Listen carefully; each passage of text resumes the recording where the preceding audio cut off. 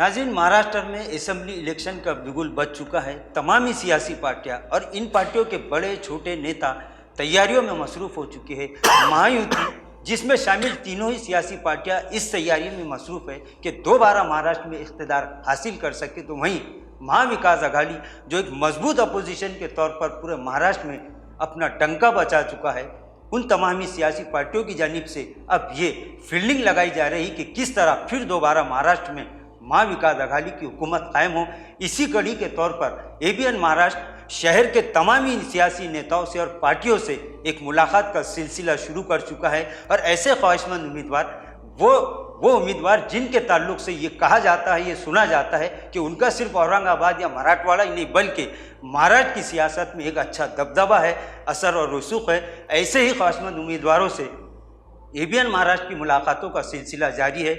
आज इसी इंटरव्यू की सीरीज़ में हमारी मुलाकात शहर की एक जानी मानी शख्सियत, वो चेहरा, यानी आज जनता की नाजरीन ये ख्वाहिश है कि एक तालीम याफ्ता नौजवान ऐवान असेंबली तक पहुंचना चाहिए। और मैं ये समझता हूँ, मैं ये जानना चाहता हूँ, मैं ये बताना चाहता हूँ कि जहाँ तक अब तक जितने भी ख्वाहिशमंद उम्मीदवारों के नाम सामने आए हैं, उनमें वाहिद एक ऐसा चेहरा है जो वेल एजुकेटेड है। मेरी मुराद औरंगाबाद में मल्टी स्पेशलिटी हॉस्पिटल यानी एशियन हॉस्पिटल के डायरेक्टर जनाब डॉक्टर शोएब हाशमी साहब, आज हम इनसे मुलाकात करेंगे और इनसे ये जानने की ये कोशिश करेंगे कि जिस तरह से शहर में ये चर्चे चल रहे हैं, ये लोगों से ये बातें सुनाई दे रही है कि डॉक्टर शोएब हाशमी इस मरतबा असेंबली इलेक्शन कॉन्टेस्ट करने जा रहे हैं, अब इसमें कितनी सच्चाई है हम ये जानेंगे डॉक्टर शोएब हाशमी से। सर, एबीएन महाराष्ट्र में आपका इस्तकबाल है और जिस तरह से आवाम में ये चर्चा है कि आप इस मरतबा असेंबली इलेक्शन में पूरी ताकत के साथ उतर रहे हैं, इसमें कितनी सच्चाई? आपका बहुत बहुत शुक्रिया मुनीर साहब, एबीएन चैनल की तरफ से आपने जो इंटरव्यू के लिए मुझे आज बात की है। आपका जो सवाल है, अगर इलेक्शन में शिवसेना पार्टी जो महाविकास अघाड़ी का हमारा गठबंधन है, इसमें हमारे शहर से मुझे ये चांस अगर दिया जाता है या मुझे कहा जाता है कि मुझे इलेक्शन कॉन्टेस्ट करना है, तो डेफिनेटली इंशाल्लाह मैं पूरी ताकत के साथ इसमें लड़ने की कोशिश करूँगा और लड़ूँगा। हर तरह से जो इलेक्शन लड़ना चाहिए उस तरीके से लड़ूँगा। जिस तरह आपने कहा है कि एक एजुकेटेड शख्स का सियासत में होना कितना ज़रूरी है, मेरा भी यही सोच है कि एजुकेशन सिर्फ ये नहीं होता है कि आप एजुकेटेड है इसलिए आपने इलेक्शन में आना चाहिए या रहनुमाई करनी चाहिए। एजुकेटेड का मतलब ये होता है कि आपका जहन भी इस तरह से हो कि आपके पास एक विजन हो कि आपको सोसाइटी के लिए, इंसानियत के लिए, अपने शहर के लिए क्या करना चाहिए। ऐसी एक पॉजिटिव और क्रिएटिव चीज़ें मेरे जहन में है। मैं चाहता हूँ कि अगर पार्टी ये चाहे कि मैं इलेक्शन कॉन्टेस्ट करूँ, तो मैं अपने सारे जो पॉजिटिव ख्यालात और एनर्जी है उसको यहाँ लगा दूँगा इंशाअल्लाह। सर, मेरा एक सवाल ये है कि आप एक ऐसे शोबे से, एक ऐसे फील्ड से आते हैं कि आप गुज़िश्ता कई दहाइयों से, समझ लो एक डॉक्टर पेशे से आप ताल्लुक़ रखते हैं, हज़ारों लोग रोज़ाना यहाँ से इस्तिफ़ादा हासिल करते हैं। एक ऐसा शोबा आपका है कि जिस पर पूरे शहर ने, पूरी इंसानियत जिसके लिए अपनी नेक ख्वाहिशात का इजहार करती है, लेकिन क्या वजह है कि आप इस फील्ड को साथ साथ पॉलिटिक्स में दोबारा इतना एक्टिव हो चुके हैं? बिल्कुल सही बात है आपकी। देखिए, मैं जो इतना अल्हम्दुलिल्लाह अच्छा काम करता हूँ, अल्लाह ताला ने मुझे एक एज अ डॉक्टर चुना है, एक बहुत रिस्पेक्टेबल पेशा है, लेकिन मुझे ऐसा महसूस होता है कि हम जब वेल सेटल्ड हैं अल्हम्दुलिल्लाह, अच्छी तरीके से हम हर काम कर पाते हैं, तो हमारे ऊपर एक ज़िम्मेदारी ये होती है कि हम अपने सोसाइटी के लिए और एक्स्ट्रा क्या एफ़र्ट्स दे पा रहे हैं। तो मुझे ऐसा महसूस हुआ कि सियासत में इस चीज़ की बेइंतहा कमी है, जहाँ पर ईमानदार और विजनरी रहनुमा हमारे शहर को मिल नहीं पा रहा है। तो मुझे लगा है कि लोगों के जो दुख और दर्द को मुझे समझना चाहिए, जो नफ्स को मैं समझता हूँ, चूँकि एक 25 साल से मैं इस पेशे में हूँ डॉक्टरी के, तो ये एक बहुत बड़ा तजुर्बा है जिसमें मुझे ये मालूम हुआ है कि लोगों को क्या बुनियादी ज़रूरियात है। लोग मेरे पास बैठकर, जब वो बीमार होने के बाद में उनके रिश्तेदार और लोग यहाँ आते और बैठते हैं और अपने मसाइल मुझसे डिस्कस करते हैं कि उनको पैसों के क्या मसाइल हैं, उनकी लाइफस्टाइल में क्या मसाइल हैं, उनके रोज़गार में क्या मसाइल हैं। बिकॉज़ जब हम एक दूसरे के साथ बैठते हैं तो पेशेंट के रिश्तेदार और हमारी एक बॉन्डिंग बनती है। मैं एक कमर्शियल या प्रोफेशनल आदमी नहीं हूँ कि पेशेंट आया और छोड़ दिया। मेरी एक आदत है पहले से कि मैं हर आने वाले से उसकी खैर खैरियत भी पूछता हूँ, लोगों के दिल तक पहुँचने की भी कोशिश करता हूँ। ये एक कुदरती तौर पर अल्लाह ने मुझे ये एक चीज़ दी है कि मैं उनसे जुड़ना चाहता हूँ। तो मैंने महसूस किया कि हमारे शहर में अच्छी नुमाइंदगी नहीं मिली है, और हमारे शहर में जो है जो बुनियादी मसाइल है जो हर कोई डिस्कस करता है, उसके साथ साथ हेल्थ और एजुकेशन के इश्यूज़ बहुत ज़्यादा ख़राब है, बहुत बदतर हैं। इसको बहुत ज़्यादा बेहतर करने की ज़रूरत है। इसलिए मेरी ख्वाहिश है तरक्याती कामों के लिए और अच्छी ज़िंदगी के लिए लोगों में एक मैसेज जाए और उनके लिए कोशिश हो, उस काम के लिए मैं इंशाअल्लाह इस काम में उतरना चाहता हूँ। सर, इस वक्त आप महाविकास आघाड़ी की एक मजबूत इत्तेहादी सियासी पार्टी यानी शिवसेना बाला साहब ठाकरे से जुड़े हुए हैं। महाविकास आघाड़ी की अगर बात की जाए तो इसमें कांग्रेस है, एनसीपी है, समाजवादी पार्टी है। इसके अलावा अगर इनसे हटकर अगर देखा जाए तो एक पार्टी जो गुज़िश्ता 10 सालों से महाराष्ट्र की सियासत का रुख जो तब्दील हुआ है यानी मजलिस इत्तेहादुल मुस्लिमीन, इन तमामी को छोड़कर आप ऐसी क्या वजह है कि आपने उस सियासी पार्टी को चूज़ किया, उस सियासी पार्टी में आपने प्रवेश किया कि जिसकी बुनियाद ऐसा कहा जाता है, ऐसा समझा जाता है कि उसकी बुनियाद और उसका फाउंडेशन हिंदुत्व की पर टिका हुआ है। उद्धव बाला साहेब ठाकरे जब भी स्पीचेस में बात कर रहे हैं, वो ये कह रहे हैं कि बेशक शिवसेना पार्टी हिंदुत्व वाली पार्टी है, लेकिन हिंदुत्व पार्टी का मतलब ये नहीं होता है कि वो मुसलमानों के ख़िलाफ़ है या किसी खुसूसी मज़हब के ख़िलाफ़ है। उद्धव साहब का ये कहना है कि हमारी पार्टी जो है, वो जो मराठी में कहते हैं कि आमची पार्टी हे चुली पेटवायची पार्टी आहे, घरी पेटवायची घर जलाने वाली पार्टी नहीं है। ये लोगों के घरों में चूल्हा जलाने वाली पार्टी है। हम सबको साथ लेकर चलना चाहते हैं, और बेशक उन्होंने ये साबित भी किया है जब वो 2.5 साल के अरसे में महाराष्ट्र के चीफ मिनिस्टर रहे। मैं समझता हूँ कि अब तक के जितने चीफ मिनिस्टर बने हैं महाराष्ट्र में, उसमें से वो सबसे ज़्यादा सक्सेसफुल चीफ मिनिस्टर रहे, और बज़ाते ख़ुद वो नहायत ही जेंटलमैन इंसान है। वो एक इस तरह के सियासतदान नहीं है जो मौके के हिसाब से अपने डिसीजंस ले। वो एक कामयाब सियासतदान होने के साथ साथ वो एक कामयाब इंसान भी है। तो मैं उनकी शख्सियत से भी मुतासिर हुआ हूँ, और जैसे मेरा मानना है कि हमारे मुल्क को पिछले 10 सालों में जिन पार्टियों ने तबाह व बर्बाद किया, हमारी इकोनॉमी को बर्बाद किया, हमारे सोशल फैब्रिक को बर्बाद किया, हमारी एकजहती को बर्बाद किया, हमारे शेतकरी और किसान भाई बहनों को बर्बाद किया, हमारे नौजवानों के रोज़गार को छीना, इस कदर की जो फेलियर पार्टी है, उसका जवाब देने के लिए सबसे ताकतवर चेहरा जो महाराष्ट्र में है वो उद्धव बाला साहेब ठाकरे है। इसीलिए मुझे लगा कि मैंने उनके साथ जुड़ना चाहिए, और इत्तेफाक से मेरे जो बहुत ही करीबी दोस्त है अंबादास दानवे साहब यहाँ पर हमारे शहर में, तो उन्होंने मुझे ये डिस्कस में कहा था कि डॉक्टर साहब चल के मिलते हैं। मुझे उनकी पेशकश अच्छी लगी, हमने उद्धव साहब से मुलाकात की। मैं मेरे हमदर्द जो है दानवे साहब, उनको अपना यहाँ लीडर मानता हूँ। खैरे साहब जैसे यहाँ एक बुज़ुर्ग नेता है, वो भी हमारे वेल विशर है। तो मुझे ऐसे लगा कि इस तरह के जो हालात है, और तीसरी बात हमारे शहर में खुसूसी तौर पर शिवसेना और कांग्रेस का पिछले 10 साल में जो परफॉर्मेंस रहा है वो अनफॉर्चुनेटली थोड़ा सा वीक हो गया था, और मुझे लगा है कि एक जो कैडर होता है, जो कैडर बेस्ड पार्टी है, जिसकी एक बहुत मजबूत तंजीम है हमारे शहर में, वो शिवसेना पार्टी है। जाहिर सी बात है, हम जिस शहर में रहते हैं और वहाँ पर जो मजबूत चीज़ हो, हम उस मजबूत चीज़ को और मजबूती अगर देंगे तो डेफिनेटली कामयाबी जो है वो सर चढ़ के बोलेगी। सर, मेरा दूसरा सवाल एक ये है कि ऐसा कहा जाता है कि एमआईएम जो है वो मुसलमानों के अहम बुनियादी मसाइल के लिए लड़ती है। जब कभी भी मुसलमानों के ख़िलाफ़ अगर कोई साजिश होती है तो एमआईएम का, उसके नेताओं का, उनके तमामी बड़े छोटे कार्यकर्ता जितने भी, उनका ये दावा है कि मुसलमानों की पार्टी है। तो फिर आपने एमआईएम को चूज़ क्यों नहीं किया? आप खुद सवाल पूछते वक्त अपने दिल पर हाथ रखिएगा कि क्या वो मुसलमानों की नुमाइंदगी कर रहे हैं या उनके ख़िलाफ़ काम कर रहे हैं, एक बात। दूसरी बात यह है, मैंने आपसे कहा कि मैं एक ऐसी जहनीत का शख्स हूँ जो इंसानियत के लिए काम करने वाला शख्स है। मैं मुस्लिम, हिंदू, दलित, सिख, ईसाई, ओबीसी, मराठा, ये ज़ात, वो ज़ात, ये धर्म, इस किस्म की चीज़ को नहीं मानता। मैं एक डॉक्टर हूँ पेशे से, मैं एक ही धर्म को मानता हूँ, इंसानियत। मैं मुसलमान हूँ, वो मेरा अक़ीदा है। लेकिन जब हम सोशल लाइफ में और जब पब्लिक लाइफ में आते हैं तो वहाँ पर एक चीज़ होती है, वो होती है इंसानियत। जो शख्स इंसानियत को नहीं समझ पाए, जो अशरफुल मखलूक़ात के लिए काम नहीं कर पाए, मैं ऐसी किसी पार्टी का सपोर्ट कभी नहीं कर सकता हूँ। जो पार्टीज़, चाहे वो मुसलमान की हो, चाहे वो हिंदू की हो, जो पार्टीज अब मजहब के नाम से वोट मांगती है और ये दावा करती है कि हम इन रहनुमाई कर रहे हैं, वो सरासर आपके साथ धोखा कर रहे हैं, आपके नौजवानों के जज्बात से खेल रहे हैं, आपके मासूमियत का गलत इस्तेमाल कर रहे हैं। मैं इन सब चीज़ों की बहुत मजम्मत करता हूँ।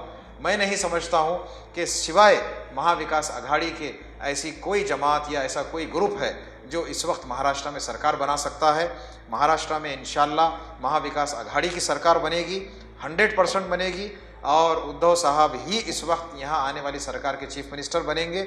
जो लोग सरकार में होते हैं, जो लोग इख्तिदार में होते हैं, उन्हीं के पास पावर रहता है और वही लोग तरक्की के काम करते हैं। हमने जिस तरह 2.5 साल में 2019 से लेकर 2022 तक हमारी पार्टी ने तरक्याती काम किए थे, जो कहा वो किया है। इस तरह जो अब महायुति की सरकार है, हम उस तरह की काम नहीं करते हैं कि कहना कुछ और करना कुछ और है। सारी झूठी बातें, झूठा प्रोपेगेंडा है। लेकिन महाविकास आघाड़ी एक ऐसी पार्टी है जो इंशाल्लाह सरकार बनाएगी और मुझे फ़ख्र है कि हम बनने वाली सरकार के साथ में रहेंगे। आपने एक छोटी सी मिसाल देखा है कि यहाँ पर अभी हमारे जो शहर के पालक मंत्री हैं अब्दुल सत्तार साहब, जो हमारे घोर विरोधी पार्टी से आते हैं, लेकिन उसके बावजूद जो उन्होंने अभी कुछ दिन पहले मार्टी के लिए काम किया है, हज हाउस के इनाग्रेशन के लिए काम किया है, आम खास मैदान के में जो ग्राउंड पे जो उन्होंने अनाउंसमेंट किया है ग्राउंड बनाने का, इन सब चीज़ों का जो श्रेय है वो अब्दुल सत्तार साहब को जाता है, जो मेरी पार्टी का मुखालिफिन में से आते हैं। लेकिन मैं फिर भी उनकी तारीफ़ इसलिए कर रहा हूँ कि वो सरकार में थे, तो मैं बता रहा हूँ कि किस तरह से पावर होता है। कि एक शख्स जो सरकार में था वो पावर में रहा तो उसने आम खास ग्राउंड का काम किया, हज हाउस की ओपनिंग का काम किया, मार्टी को रजिस्टर कराने का काम किया, जिसके लिए हमारे पास के नौजवान और एक ग्रुप जो है सालों साल से कोशिश कर रहे थे। मैं भी उनके साथ जुड़ा हुआ था। कल रात में ही हमने उनका जो है इस्तकबाल भी किया अल्हम्दुलिल्लाह। हम उसके फ़ोटोज़ आपसे शेयर करेंगे। तो मेरा ये मानना है कि मज़हब और ज़ात के नाम पे सियासत ना हो, एक ऐसी सोच के साथ सियासत हो जो सबको लेकर चले। और मैं उस पार्टी में हूँ जिसकी अब सरकार इंशाल्लाह बनने वाली। हम ज़रूर तरक्याती काम 100% करेंगे। ऐसी कोई पार्टी में हम शामिल नहीं होंगे। और मैं इस शहर के नौजवान और समझदारों से अपील भी करूँगा कि आप जज्बाती बहकावे में ना आए, आप उनका साथ दें जो सरकार में रहकर हमारे काम करवा सकती है, हमारे काम बनवा सकती है। आपने देखा लोकसभा इलेक्शन में कि संदीपान भुमरे को जिन लोगों ने वोट डाला है उसके पीछे एक ही मकसद था। हालांकि वो पसंदीदा लीडर नहीं था औरंगाबाद का, लेकिन क्यों वोट डाला? इसलिए वोट डाला कि उन्होंने कहा कि सेंटर में दोबारा ये सरकार बन सकती है तो हमारा नुमाइंदा सरकार का नुमाइंदा हो। उसी तरह महाराष्ट्र के अंदर जो सरकार बनने वाली है तो हमारे शहर के, हमारे ज़िले के 9 के 9 जो एमएलएज रहेंगे इंशाल्लाह, वो 9 के 9 एमएलएज महाविकास आघाड़ी के होना चाहिए। यही मेरी सोच है। आपके कहने का साफ साफ मतलब सर यही है कि जब तक मुसलमानों की नुमाइंदगी ऐवानों में नहीं होगी, मुसलमानों के मसाइल हल नहीं हो सकते। और यही मुतालबा महाराष्ट्र ही नहीं बल्कि मुल्की सतह पर मुसलमानों की जानिब से किया जा रहा था कि मुसलमानों को उनकी आबादी के हिसाब से जो है तो सियासी हिस्सेदारी देना चाहिए। लेकिन चाहे लोकसभा इलेक्शन हो, चाहे एमएलसी के इलेक्शन हो, मुसलमानों को पूरी तरह से नज़रअंदाज कर दिया गया। तो इस पर यह इल्ज़ाम लग रहे हैं कि मुसलमानों की सियासत को ख़त्म करने की एक साजिश है। क्या आपको लगता है कि आने वाले महाराष्ट्र असेंबली में महाविकास आघाड़ी महाराष्ट्र के 14% मुसलमानों को उनकी आबादी के एतबार से सियासी हिस्सेदारी देने के लिए तैयार होगी? देखिए, मैं दोबारा आपके सवाल के जवाब में यही कहूँगा कि जो पॉलिटिकल पार्टी के एजेंट्स इस मुद्दे को उठाते हैं कि ये आपको ख़त्म करने चाह रहे हैं, इस किस्म की ऐसी कोई बात नहीं है कि कौन किसको ख़त्म कर रहा है कौन। आपका अक़ीदा अल्लाह पर होना चाहिए। अल्लाह ताला हमको नुमाइंदगी भी देने वाला है, अल्लाह ताला हमको तरक्की भी देने वाला है, नाम भी देने वाला है, इज़्ज़त भी देने वाला है, रिस्क भी देने वाला है। हमारा काम है मेहनत करना, कोशिश करना और असबाब का इस्तेमाल करना। और जिस तरह से बात एमएलसी और एमपी इलेक्शन की हुई है, एमपी इलेक्शन में हमारे ख़िलाफ़ में बीजेपी पार्टी का जो एजेंडा था डिक्टेटरशिप का, उसके ख़िलाफ़ लड़ने के लिए उन हालात के हिसाब से जो टीम बनाई गई थी उसी तरह इलेक्शन हुए। हमारे मुल्क के तमाम उलमाए दीन ने, तमाम इंटेलेक्चुअल्स ने, जैसे सज्जाद नुमानी साहब उसमें एक पेश नाम रहा है, तमाम लोगों ने इंडिया अलायंस को सपोर्ट करने के लिए खुले तौर पर कहा। मैं समझता हूँ कि मैं या आप और सुनने वाले लोग उलमाए दीन को फॉलो नहीं करेंगे तो किसको फॉलो करेंगे? उलमाए दीन ने खुले तौर पर कहा था कि आप इस अलायंस को सपोर्ट कीजिए। हम भी उस अलायंस में हिस्सा थे, हमने उलमाए दीन की बात को माना और उनको सपोर्ट किया। लेकिन जो जज्बाती तौर पर 2-4 लोगों ने बहकाने की कोशिश की और पूरी कौम और पूरी मिल्लत को जो है जलील करने की कोशिश की, पूरी कौम के लिए जो है इंसल्टिंग वर्ड्स इस्तेमाल किए गए, इस बात को मैं तो मजम्मत कर रहा हूँ, सुनने वाले तमाम लोग भी मजम्मत करना चाहिए। एक बात ये रही।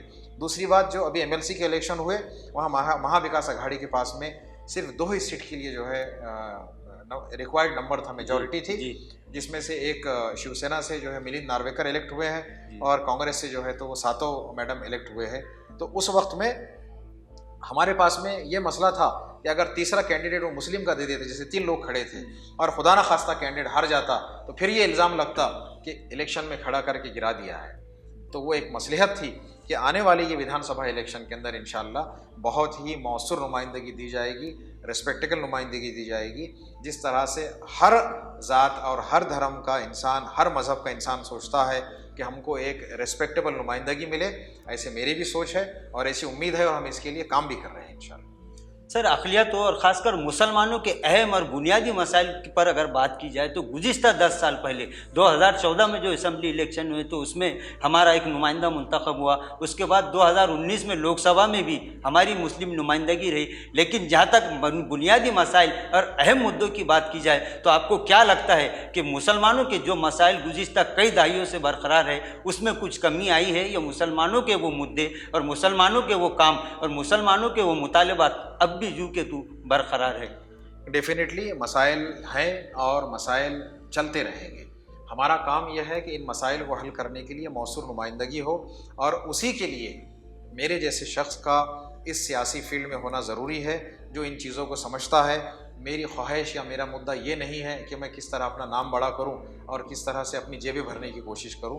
मेरी ख्वाहिश ये है कि मैं बेसिक और इम्पॉर्टेंट मसाइल को आवाज़ उठाऊं। सिर्फ आवाज़ उठाना मेरा मकसद नहीं है। मेरा मकसद है कि जो मसाइल है उनको हल करें, और उनको हल करने के लिए हमको सरकार का हिस्सा बनना बहुत ज़्यादा ज़रूरी है। पिछले 10 सालों में कुछ लोगों ने, 1-2 लोगों ने, मैं नाम लेकर के फिर कह रहा हूँ कि मैं अपने विरोधी का नाम लेकर उसको बड़ा नहीं करना चाहता हूँ, तो मैं ऐसा कहूँगा कि जिन लोगों ने मुद्दे उठाए हैं वो सिर्फ हमारे जज्बात को भड़काने और सही डायरेक्शन से बहकाने के लिए मुद्दे उठाए हैं। जहाँ पर जो क्रिएटिव काम होना चाहिए था, जैसे मैं और आप अक्रॉस द टेबल बैठे हुए हैं, अगर आप किसी पेशेंट के ताल्लुक से मुझसे बात करने आए हैं तो आप मेरे साथ बैठकर मुझे समझा के, मुझसे रिक्वेस्ट करके उसका शायद बिल कम करवा सकें या उसके लिए स्पेशल केयर की बात कर सकें। अगर बजाय इसके आप कैमरे में खड़े होकर पूरे शहर के अंदर ढिंडोरा पीटेंगे कि मेरा बिल कम करो, मेरा बिल कम करो, उससे रिजल्ट नहीं निकलता है। रिजल्ट निकालने के और काम करने के तरीके होते हैं। आपको जब नीयत साफ़ है और आप काम करना चाहते हैं, काम करना जानते हैं, तो you should seat across the table. आपको पार्लियामेंट और असेंबली में एक्सेस है। आप मेंबर ऑफ पार्लियामेंट या मेंबर ऑफ असेंबली जब होते हैं तो आप प्राइम मिनिस्टर के कैबिन में भी जा सकते हैं, होम मिनिस्टर के पास भी जाएंगे, चीफ मिनिस्टर के पास भी जाएंगे, यहाँ फाइनेंस मिनिस्टर के पास जाएंगे, सब जगह एक्सेस है। अगर आपका दिल और नीयत साफ़ है तो आपके सारे काम होंगे, मुझे इसका यकीन है। बट चूँकि पिछले सालों में ये 2-3 लीडर्स ने सिर्फ और सिर्फ एक खेल खेला है कि मुसलमान और हिंदुओं के वोट्स को पोलराइज किया है और इस तरह के मुद्दे उठाए हैं जहाँ बेसिक मुद्दों से आपका जहन पूरी तरह हट गया है। आपका सीधा सीधा कहने का मतलब ये है कि जो बुनियादी मसाइल है वो जीव का तू इसी पर हमेशा से बरकरार रहे और अब भी बरकरार है। लेकिन उस सियासी पार्टी और उन नेताओं की जानिब से बार बार ये दावा किया जा रहा है कि उन्होंने 10 साल में तमाम मुसलमानों के अहम मसाइल को हल किया है। और अभी इस वक्त जब महाराष्ट्र असेंबली इलेक्शन का ऐलान अभी चंद ही हफ्तों में होने जा रहा है, बिगुल बज चुका है, तैयारियां शुरू हो चुकी है, उस पार्टी की जानिब से यानी मजलिस इत्तेहादुल मुस्लिमीन की जानिब से बार बार ये दावे किए जा रहे हैं कि हम जनता के सामने इस मर्तबा जब जाएंगे तो हम हमारे कामों को लेकर जाएंगे। आपको क्या लगता है कि ये कौन से काम हैं जो करने का ये पार्टी की जानिब से बार बार दावा किया जा रहा है? खोखले और झूठे दावे हैं। आज तक किसी किस्म का कोई क्रिएटिव काम हुआ नहीं है। आपने इलेक्शन के कैंपेन में देखा था कि जिस वक्त उनसे ये कहा गया था कि आप जो है बताइएगा कि आपने क्या क्या काम किए हैं। अब मुझे जो है इस कदर से आपको बताना, इस कदर यानी जज्बाती होकर बताना पड़ रहा है कि कितना इंसानों को यहाँ पर जज्बाती तौर पर जो है माऊफ किया गया और बहकाया गया है। जब उनसे सवाल पूछा, आपने भी अगर पूछा होगा कि आपने क्या काम किया है, तो what you got the answer जी कि मैं एक किताब लिखने वाला हूँ। आपके कैमरे पर एक काम बताया जी? नहीं बताया ना, नहीं। एक भी काम नहीं बताया है। 10 साल के अंदर कोई काम नहीं किया है, किसी किस्म का कोई डिलीवरी नहीं हुई है, कोई परफॉर्मेंस नहीं दिया है। सिर्फ और सिर्फ मेन मुद्दों से भटका कर जज्बाती बातें करके एक मैं ऐसा मानता हूँ कि अगर समझ लीजिए 100 लोग कहीं रहते हैं अलग अलग मज़हब के, तो 5% लोग इस साइड और 5% लोग इस साइड एक्सट्रीमिस्ट होते हैं। सिर्फ ये 10% लोग एक्सट्रीमिस्ट है, बाकी 90% लोग जो हमारे मुल्क में रहने वाले हैं वो 90% लोग आपसी भाईचारा, मोहब्बत, तरक्की, सेफ्टी, एजुकेशन, ये सब चीज़ें चाहते हैं। तो ये 90% लोगों को का नुकसान करके ये 5 और 5 10% लोग जो है इनका नुकसान कर रहे हैं। मुझे ऐसे लगता है कि ये 10% एक्सट्रीमिस्ट लोग जो है, चाहे वो किसी भी मज़हब से हो, इनको फ़ौरन किक आउट कर देना चाहिए। सर, जिस तरह से पूरे शहर में ये चर्चा चल रही है, लोगों में एक ख्वाहिश है कि, और ये कहा जा रहा है कि डॉक्टर शोएब हाशमी इस मरतबा असम्बली इलेक्शन लड़ने जा रहे हैं, तो किस असम्बली हल्के से आप इन तमाम सियासी पार्टियों को और इन नेताओं को पछाड़ने के लिए तैयार हैं? यकीनन हमारी पार्टी जो है वो यहाँ पर 2 सीट्स लड़ेगी इंशाल्लाह। एक सीट है जो है मध्य की सीट और दूसरी है पश्चिम की सीट। लेकिन पश्चिम की सीट जो है चूँकि वो रिज़र्व है, तो वहाँ पर मैं कॉन्टेस्ट नहीं कर सकता हूँ। अगर मुझे पार्टी की सीनियर क़यादत ये कहती है कि आपको मध्य से इलेक्शन लड़ना है, तो हमारी पार्टी की 100% मदद रहेगी। और मुझे पूरा यकीन है, पूरी उम्मीद है कि पार्टी जब टिकट देगी तो हमारे जो यहाँ के शिवसेना की जो एक स्ट्रॉन्ग विंग है, हमारा एक 50-60 हज़ार का एक स्ट्रॉन्ग वोट बैंक है, जो आपने देखा है पिछले इलेक्शंस के अंदर, जो 2 पार्टीज़ जब स्प्लिट हुई है शिवसेना का, उसके पहले हमें 90 हज़ार के करीब वोट मिलते थे। आफ्टर स्प्लिट हम फिर भी 50 से 60 हज़ार वोट ले पाएंगे इंशाल्लाह। तो वो वोट हमारे साथ रहेगा। इसलिए मेरी एक ख्वाहिश रहेगी कि अगर मुझे ऐसा मौका आता है तो मैं लड़ूँ, और एक मैं वाहिद शायद ऐसी शख्सियत रहूँगा जो दोनों मज़ाहिब या पूरे शहर के वोट ले पाऊँ। उसके साथ साथ कांग्रेस और एनसीपी का एक वोट बैंक है, उसके साथ साथ मेरा अपना एक जानने वाला, मुलाकाती, चाहने वाला, या जो भी कहेंगे आप, या हमदर्द लोग रहेंगे, तरक्की करने वाले ख्वाहिशमंद लोग रहेंगे। मुझे लगता है अगर मुझे मौका मिलता है, पार्टी मुझे कहती है, तो मुझे कम से कम सारे मज़ाहिब को मिलाकर 1 लाख वोट मिलेंगे इंशाल्लाह, और हम भारी अक्सरियत से चुन के आएंगे। सिवाय इस कैंडिडेट की या सिवाय मेरे, मुझे नहीं लगता है कि कोई भी ऐसा कैंडिडेट यहाँ होगा जिसको तमाम मज़ाहिब के लोग वोट डाल सकते हैं। अगर वो कहते हैं तो वो झूठे और खोखले दावे हैं। ये आपने पिछले इलेक्शंस में इसको एक्सपीरियंस किया है। तो इंशाल्लाह मौका मिलेगा, ज़रूर हम जो है आप लोगों की नेक ख्वाहिशात के साथ उसमें जाएंगे। सर, शिवसेना प्रमुख उद्धव ठाकरे साहब अगर आप पर भरोसा जताते हैं, आप पर भरोसा करके आपको औरंगाबाद के किसी भी असम्बली हल्के से अगर टिकट दिया जाता है और आप इलेक्शन के मैदान में उतरते हैं, तो फिर औरंगाबाद शहर की तरक्की के लिए, नौजवानों के लिए, तलबा के लिए, स्टूडेंट्स के लिए और इस शहर के विकास के लिए आपका सियासी मंशूर, आपका मैनिफेस्टो क्या होगा? बहुत ही बेसिक सी चीज़ें हैं ये मेरे लिए। मेरे पास मेरा ख़ुद का भी सियासी मंशूर वही है और पार्टी का भी वही है। हमारे पास सबसे पहले जो मैंने कहा आपसे, फर्स्ट प्रायोरिटी आती है हेल्थ, सेकंड पे आएगी एजुकेशन, तीसरे पे आएगी यहाँ का इंडस्ट्रियलाइजेशन जो है उसको किस तरह से हम प्रमोट करें ताकि यहाँ रोज़गार के और मौक़े बढ़ते जाएँ, दिन ब दिन बढ़ते जाए। इसके पहले हमारे कांग्रेस ही के गवर्नमेंट में जो महाविकास अघाड़ी का एक घटक है, उस वक्त हमने यहाँ पर जो DMIC और शेंद्रा और वालूज में जो हज़ारों एकड़ की लैंड रिजर्व करवाई थी, उसी की बदौलत यहाँ बहुत सारी इंडस्ट्रीज़ ऑलरेडी आ चुकी है। और अब टोयोटा भी यहाँ पर जो है इंशाल्लाह बहुत जल्द अपना प्लांट लगाने वाली है। तो इस तरह से हम छोटी बड़ी इंडस्ट्रीज़ को लाकर रोज़गार भी यहाँ फराहम करेंगे।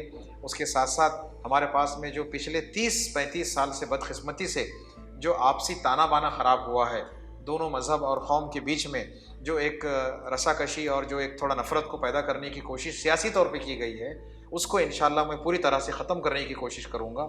सियासत से अलावा आज भी हमारे शहर के अंदर हिंदू, मुस्लिम और सारे मज़ाहिब के लोग मिलकर रहते हैं, कारोबार साथ करते हैं, शादियों में, तकारीब में, इनाग्रेशन में एक दूसरे के आते जाते हैं, गले मिलते हैं, ईद और त्यौहार पर एक दूसरे को मुबारकबाद देते हैं, एक दूसरे के घर पर जाते हैं, मिठाइयाँ बांटते हैं। ये सरासर गलत है कि नफ़रत है। मैं बहुत ब्यूरोक्रेसी के डिपार्टमेंट में बैठता हूँ, लोगों से मिलता हूँ, पुलिस डिपार्टमेंट या एडमिनिस्ट्रेटिव, वहाँ कहता हूँ कि ये बहुत खूबसूरत शहर है, यहाँ के लोगों में नफ़रत नहीं है। मैं नफ़रत नहीं मानता हूँ। मैं चाहता हूँ, जो राहुल गांधी का बहुत पॉपुलर जुमला है कि हम नफ़रत के माहौल में मोहब्बत की दुकान खोलने आए हैं, मेरा भी वही ख्याल है कि मैं इंशाल्लाह एक बहुत बड़ा काम करूँ कि एक मोहब्बत को दुकान खोल पाऊँ और दोनों मज़ाहिब के बीच में एक मोहब्बत के लिए एक ब्रिज बना पाऊँ। इंशाल्लाह वो काम भी हम करेंगे। और जो बेसिक मुद्दे रहते हैं, शहर की तरक्की है, लाइट का मसला, पानी का मसला और सफाई का मसला, गार्डन्स का मसला, एक अच्छी तर्ज ज़िंदगी देने का मसला, सेफ्टी का मसला। हमारे पास में नशाखोरी बहुत आम हो चुकी है, तो नौजवान बच्चे जो नशे में जो है बदकिस्मती से बहुत खुले धड़ल्ले से कर रहे हैं उस पर कंट्रोल किया जाए, गुटखे पर पाबंदी हो, नशे पर पाबंदी हो, जुए पर पाबंदी हो। जितने बेहतरीन से बेहतरीन काम हमको सारे मज़ाहिब में सिखाए गए हैं, मैं सब काम तरक्की के साथ साथ करने का ख्वाहिशमंद हूँ। और जिस तरह हर लीडर ऐलान करता है, ये मेरा उस तरह का ऐलान नहीं है। मैं इस पर इंशाल्लाह अल्लाह को हाजिर नाजिर जानकर क़ायम रहूँगा और इस काम को पूरी ताकत के साथ करूँगा। उन कामों के लिए मेरे पास ब्लूप्रिंट तैयार किया जा चुका है। सर, आज हमारी जो ये खुसूसी मुलाकात थी उसका निचोड़ ये निकला है, उसका नतीजा ये निकला है कि आप अगर उद्धव ठाकरे आपको औरंगाबाद शहर में उम्मीदवारी देते तो आप पूरी तरह से इलेक्शन लड़ने के लिए तैयार हो चुके हैं। इंशाल्लाह। तो नाजरीन, ये थे डॉक्टर शोएब हाशमी, जो इनका यह कहना है कि पार्टी अगर इन पर भरोसा करती है तो वो असेंबली इलेक्शन के लिए पूरी तरह से तैयार है। और उनका मकसद और उनका जो सियासी मैनिफेस्टो है ये है कि वो समाज की तरक्की के लिए, इस शहर की तरक्की के लिए काम करेंगे और फ़िरका परस्ती को ख़त्म करने के लिए सबसे पहला इनका इक़दाम शुरू होंगे। ये थे हमारे ख़ास मेहमान डॉक्टर शोएब हाशमी। ABN महाराष्ट्र की जानिब से असेंबली इलेक्शन को लेकर मुलाकातों का यह सिलसिला आइंदा भी इसी तरह से चलता रहेगा। आप देखते रहिए ABN महाराष्ट्र।